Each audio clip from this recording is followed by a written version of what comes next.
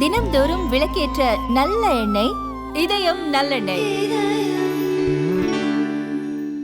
சர்வதேச பொருளாதார நெருக்கடிகளை தாங்குவதற்கு ஏற்றவாறு இந்திய பொருளாதாரமும் வலுவாக இருக்கிறது என ரிசர்வ் வங்கியின் முன்னாள் ஆளுநர் சந்திரகாந்த் தாஸ் கூறினார்.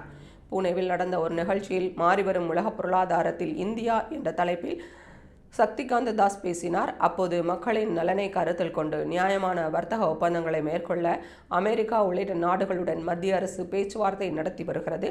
உலகின் அதிகார தரவரிசையை இந்தியா மாற்றி வருகிறது. உலகம் முழுவதும் நிலையற்ற வர்த்தக சூழல் இருந்தாலும் இந்திய பொருளாதாரம் சிறப்பாக செயல்பட்டு வருகிறது என்று சக்திகாந்த தாஸ் பேசினார். சென்ற 80 ஆண்டுகளாக கடைபிடிக்கப்பட்டு வந்த உலகமயமாக்கல், தடையற்ற வர்த்தகம் ஆகியவை பெரும் சவாலை எதிர்நோக்கி இருப்பதாக கூறிய அவர், கொரோனா பெருந்தொற்றும் உக்ரைன் ரஷ்யா போரும் உலகத்தை சுயசார்பு நிலைக்கு திரும்பச் செய்துள்ளன என்று குறிப்பிட்டார். மேலும் 10 ஆண்டுகளாக கடைபிடிக்கப்பட்டு வரும் தற்சார்பு இந்தியா கொள்கை மூலம் உலக பொருளாதாரம் பிரச்சினைகளை இந்தியா வெற்றிகரமாக கடந்துள்ளது என்றும், உலகின் ஒட்டுமொத்த வளர்ச்சியில் இந்தியாவின் பங்கு 5இல் 1 பங்காக இருப்பதாகவும் சக்திகாந்த தாஸ் குறிப்பிட்டார்.